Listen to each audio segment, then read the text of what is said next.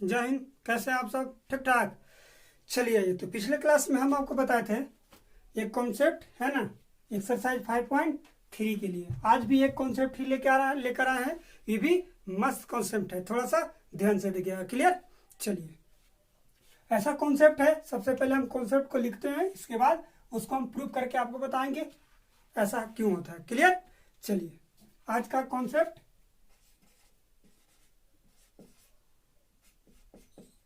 कहता है कि यदि एपी के सभी पदों में, ध्यान से सुनिएगा, यदि एपी के सभी पदों में कोई निश्चित संख्या से गुना या भाग किया जाए तो प्राप्त अनुक्रम भी एपी में होता है। यह सिद्ध करके दिखाना है। क्लियर? समझ रहे बात के? अब मान लीजिए, पहले लिखने से पहले हम आपको सिद्ध करके बताते हैं कैसे से। देखिए, अब मान लीजिए कोई एपी दे रखा है। क्लियर? देखिए, जैसे 2, 4, 6, 8, 10 इस तरह से। क्लियर? और कोई भी एक फिक्स संख्या ले लीजिए, मान लीजिए कोई कॉन्स्टेंट ले लीजिए, मान लीजिए किसके हम 3 से गुना करना है। क्लियर? कोई एक निश्चित संख्या है, मान लीजिए 3 है, 3 जो है निश्चित संख्या है। क्लियर? अब इसमें तीनों में, इस सब में गुना कर दीजिए। किससे? तो 3 से, सब में 3 से गुना करना है। क्लियर? 2 तिया 6, 4 तिया 12, 7 18, 8 का 24, 10 तिया 30। आइए देख लीजिए कि ये एपी है या नहीं। क्लियर? जो प्राप्त हुआ ये भी एपी में ही होगा। तो कैसे हम एपी पर जांच कैसे करेंगे कि एपी है या नहीं है? तो इसको सबसे पहले हम डी निकालते बबुआ। तो डी निकालेंगे तो इसलिए आगे T1 में से T2 घटेगा तो 6 ही आएगा। 18 में से 12 घटेगा फिर 6 ही आएगा। 24 में से 18 घटा 6 ही आएगा। और 30 में से 24 घटेगा फिर भी 6 ही आएगा। सभी स्थिति में क्या है? सार्वंतर क्या आया? 6 ही आया। तो हम कह सकते हैं कि किसी भी एपी के सभी पदों में यदि कोई निश्चित संख्या से गुना या भाग किया जाए, ठीक है ना, तो प्राप्त अनुक्रम भी एपी में होता है। क्लियर? चलिए, क्लियर क्या है कि किसी भी एपी के सभी पदों में, किसी भी एपी के सभी पदों में एक नियत लिख दीजिए, नियत संख्या से गुना या भाग किया जाए तो प्राप्त अनुक्रम भी एपी में होता है। क्लियर? समझ गए बात के? चलिए, अब मान लीजिए प्रमाण में आइए। प्रमाण क्या कहता है सो देख लीजिए। ठीक है? अब मान लीजिए कि एपी के पद, मान लीजिए कुछ पद है, जैसे देख लीजिए, मान लीजिए एक ए होता है, एक ए प्लस डी होता है, ए प्लस 2D होता है, ए प्लस 3D होता है। इस तरह से जाते रहता है। क्लियर? अब कोई निश्चित संख्या, एक नियत संख्या मान लीजिए। क्लियर? नियत संख्या मान लीजिए, नियत संख्या। क्लियर? मान लीजिए कि के, मान लीजिए, सपोज कर लीजिए कि के हम, ठीक है? अब इससे सब में गुना किया, हम क्या कहा है? कॉन्सेप्ट कहता है कि गुना या भाग। तो सबसे पहले हम गुना करके बताते हैं। क्लियर? अब सबसे सब में सभी पदों में लिखिए, सभी पदों में के से गुना करने पर, तो के से गुना कीजिएगा इसमें, तो क्या हो जाएगा? ए इंटू के हो जाएगा, ए प्लस डी इंटू के हो जाएगा। क्लियर? ए प्लस 2D इंटू के हो जाएगा। क्लियर? ए प्लस 3D इंटू के हो जाएगा। डॉट डॉट आगे चलते रहेगा। क्लियर? सभी पदों में हम के से गुना कर लिए। क्लियर? तो सबसे पहले इस सब में अगर ये एपी दे रखा है तो हम सबसे पहले क्या करते हैं? डी निकालते हैं। किसी भी 4 टर्म्स उठा लेते हैं, कोई भी, मान लीजिए कि ये T2 में से T1 घटेगा, T3 में से T2 घटेगा, T4 में से T3 है। अगर दोनों स्थिति में अगर डी इक्वल आता है तो हम कहते हैं कि एपी में भी, ये भी एपी में होगा। तो इसमें भी वही करेंगे। क्या करेंगे बबुआ? सार्वंतर निकालेंगे। क्लियर? सार्वंतर क्या निकालेंगे बबुआ? सार्वंतर निकालेंगे इसमें। तो इसमें क्या होगा? T2 में से T1 घटेगा। क्लियर? तो ये हो जाएगा T1, ये T2, T3, ये हो जाएगा T4। क्लियर। अब इसमें से भी घटाइए, देख लीजिए। तो T2 हमारा है A प्लस D इंटू के में घटेगा क्या, A के घटेगा। क्लियर। अब इसमें से K से गुना कर लीजिए, ठीक है ना, तो हो जाएगा A के प्लस D के। क्लियर। माइनस A के से A के कट जाएगा बबुआ। हालांकि कभी भी हम सोल्व करते हैं, कोई भी थ्योरम सोल्व करते हैं तो उसको ये काटते नहीं है, दिखाते नहीं, आपके लिए हम दिखाने के लिए। ये से कट जाएगा तो बचेगा कितना, केवल D बचेगा। समझ गए। तो यहाँ सार्वंतर जो आया बबुआ, सार्वंतर यहाँ D के आया, D के बाबू आ गए। क्लियर। एंड क्या करेंगे, एंड T3 में से T2 को घटाएंगे। क्लियर। तो T3 हमारा है A प्लस 2D इंटू के में से घटाना है A प्लस D इंटू के घटाना है। क्लियर। इसमें अब के से गुना कर लीजिए बाबू, तो हो जाएगा कि A के प्लस 2D के हो जाएगा। अब इसमें से माइनस A के, क्लियर, माइनस है वही, ये माइनस जाएगा तो इसको भी माइनस कर देगा, तो हो जाएगा माइनस D के हो जाएगा। क्लियर। आ रहा समझ में। A के से A के चला जाएगा बाबू इस तरह से। अभी 2D के में से एक D के बाबू घट जाएंगे तो केवल D के बचेंगे। क्लियर। इस यहाँ भी सार्वंतर वही आया जो यहाँ आया। क्लियर। समझिए बात के, लिखिएगा। दोनों ही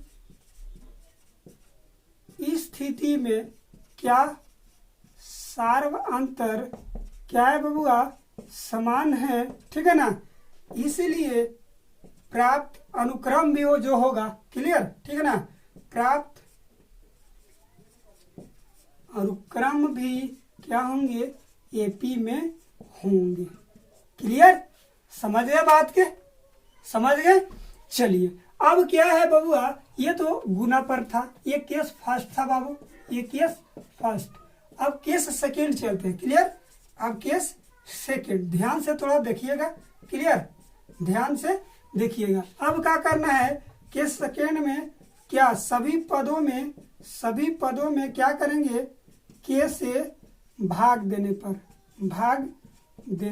क्लियर। जब भाग देंगे इसमें भाग देना, ठीक है ना, भाग देना है तो ए बटा के हो जाएगा। क्लियर। ए प्लस डी बटा के हो जाएगा, ए प्लस 2D बटा के हो जाएगा, ए प्लस 3D बटा के हो जाएगा। क्लियर। डॉट डॉट इस तरह से जाते रहेगा। क्लियर।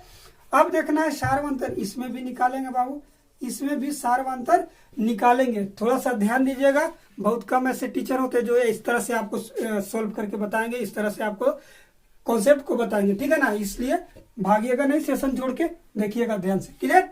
चलिए अब डी निकालेंगे बबुआ, तो इसमें से भी वही हो जाएगा। इसके लिए T1 ये हो जाएगा, T2 ये, T3 ये, T4 हो जाएगा। क्लियर। अब देखिए डी निकालेंगे तो T2 में से T1 घटेगा बाबू। T2 हमारा ये है, देख लीजिएगा क्या है, ए प्लस डी बटा के बाई ए प्लस। क्लियर। चलिए अब इससे हम थोड़ा सा सोल्व कर देते हैं। इसको सोल्व कीजिएगा तो एलसीएम लीजिएगा तो के हो जाएगा बाबू, और हो जाएगा कि ए प्लस डी माइनस के हो जाएगा, सॉरी माइनस ए हो जाएगा। अब यहाँ से ए से देखिएगा ध्यान से, ए से ए उड़ जाएगा बाबू, तो बचेगा कितना, डी जो आएगा डी बटा के बचेगा। क्लियर। सार्वंतर जो आया सब। क्लियर।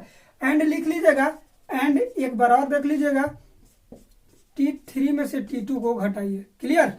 यहाँ D बाई के आया सार्वंतर, ठीक है ना, वहां D के आया था, D इंटू के आया था।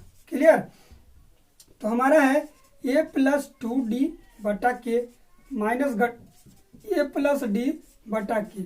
यहाँ भी एलसीएम ले लीजिएगा बाबू, तो बचेगा कितना, एलसीएम आएगा के।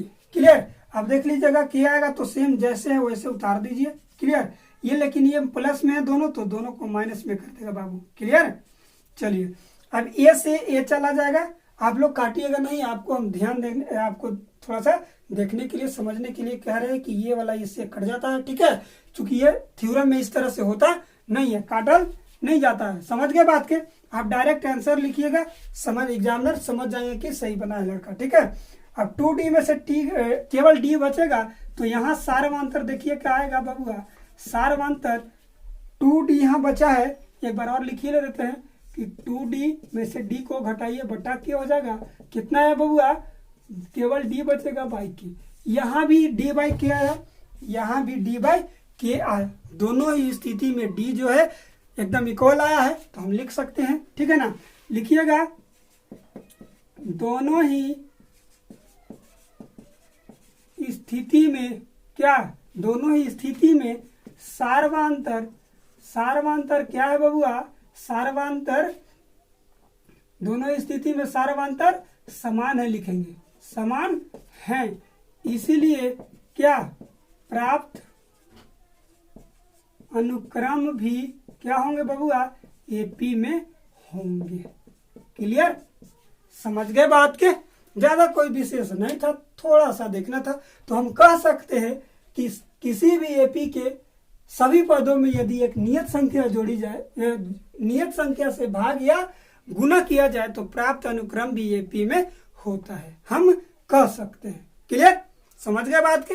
सबसे पहले एक में हमने सबसे पहले एपी का जो पद होता है ए प्लस डी, ए प्लस 2d, ए प्लस 3d, ए प्लस 4d, आपके जहां तक ले जाना। क्लियर, ए प्लस एन डी तक होता है। क्लियर, ये जहां नियत संख्या जो हमने के माना है, क्लियर, यहाँ लिख लीजिएगा माना।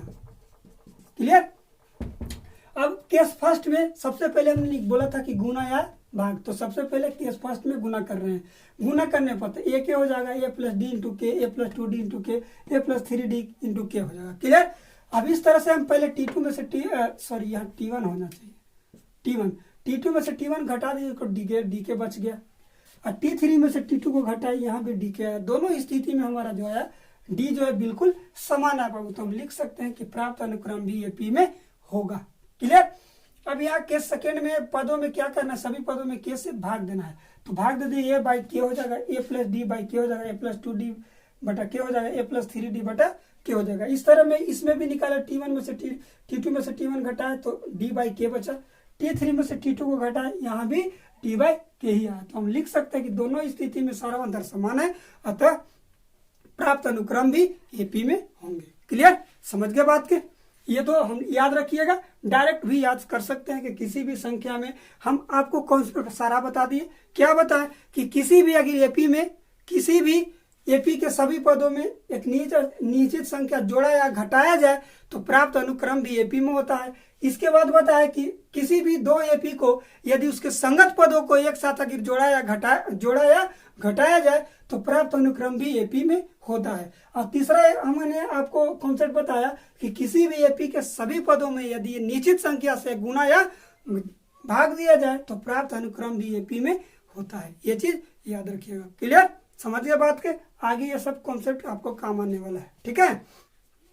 अब आइए, जब चैप्टर स्टार्ट कीजिएगा तो उससे चैप्टर स्टार्ट करने से पहले कुछ रूल है, कुछ उसके वर्किंग रूल्स है, याद रखिएगा। क्या है कि देख लीजिए, यदि तीन संख्याएं एपी में है, अगर तीन संख्याएं एपी में दिया हो और उसके योग दिए हो, तीन संख्या एपी में हो और उनका योग दिया हो तो संख्या क्या क्या मानना है, अब हम आपको बता दें। क्लियर, तो संख्या क्या मान लीजिएगा, तो संख्या मानिएगा एक ए माइनस डी, ये पहले यानी T1 हो जाएगा, एक हो जाएगा ए और तीसरा हो जाएगा ए प्लस डी। समझ रहे बात के, एक ए माइनस डी, दूसरा ए और तीसरा ए प्लस डी होगा। ये यदि तीन संख्या एपी में दिया हो और उनके योग दिए हो तब। क्लियर, क्या करना है, पहला ए माइनस डी, दूसरा ए प्लस ए, दूसरा ए और तीसरा ए प्लस डी मानना है। क्लियर, समझ गए, ये रूल है, ठीक है ना, एपी का रूल। अब देखिए तीसरा रूल नंबर दूसरा क्या कह रहा है कि यदि चार संख्या एपी में हो और उनको योग दिए हो तो कौन सा संख्या मानेंगे बबुआ, कौन सा संख्या मानेंगे, तो ये मानेंगे। क्या मानेंगे, सो देख लीजिए यहाँ, तो क्या होंगे बबुआ, एक हो जाएगा ए माइनस 3d। क्लियर, दूसरा हो जाएगा ए माइनस डी। क्लियर, एक हो जाएगा ए प्लस डी और ये हो जाएगा ए प्लस 3d। क्लियर, समझ गए बात के। यदि चार संख्या एपी में और उनका योग दिए हो तो संख्या ये मानना है, क्या मानना है, पहला मानना है ए माइनस 3d, ए माइनस डी, ए प्लस डी, ए प्लस 3d। ये रूल है बबुआ। क्लियर, अब आइए कि यदि पांचवी संख्या, यदि पांच संख्या एपी में हो और उनका योग दिए हो तो अब तब संख्या वो पांचों क्या मानना है बबुआ, वो पांचों संख्या मानना है। क्या है, देखिए एक है ए प्लस ए माइनस 2d, क्लियर, ए माइनस डी, ठीक है, और एक है ए और एक ए प्लस डी, और पांचवा है ए प्लस 2d, क्लियर। ये हो जाएगा 1 2 3 4 5, ये 5 संख्या एपी में मानना है। जब 5 संख्या दिए हों और उनके योग दिए हों तो, क्लियर। क्या कहेगा कि यदि 5 संख्या एपी, इस तरह से क्वेश्चन इसका कैसे आगा से हम आपको बताते हैं। कहेगा क्या कि यदि 3 संख्या एपी में हो, यदि 3 संख्या एपी में हो और उनका योग दिया हो 50 60 कुछ भी दिया दे रखा हो, इस तरह से 4 संख्या एपी में हो तो ये संख्या मान लेना कि पहला T1 T2 T3, क्लियर, समझ के बात के, इस तरह से मानना है, ठीक है ना। चलिए तो कल नेक्स्ट क्लास स्टार्ट करेंगे, वही नेक्स्ट में 5.3 स्टार्ट करेंगे बबुआ। ये रूल और तीनों चारों जितना भी कॉन्सेप्ट हमने बताया आपको, वो कॉन्सेप्ट याद रखिएगा, आसानी से बन जाएगा, ठीक है ना। ये रूल थोड़ा सा याद कर लीजिएगा, ठीक है। तो मिलते हैं अगले वीडियो में, तब तक के लिए जय हिंद।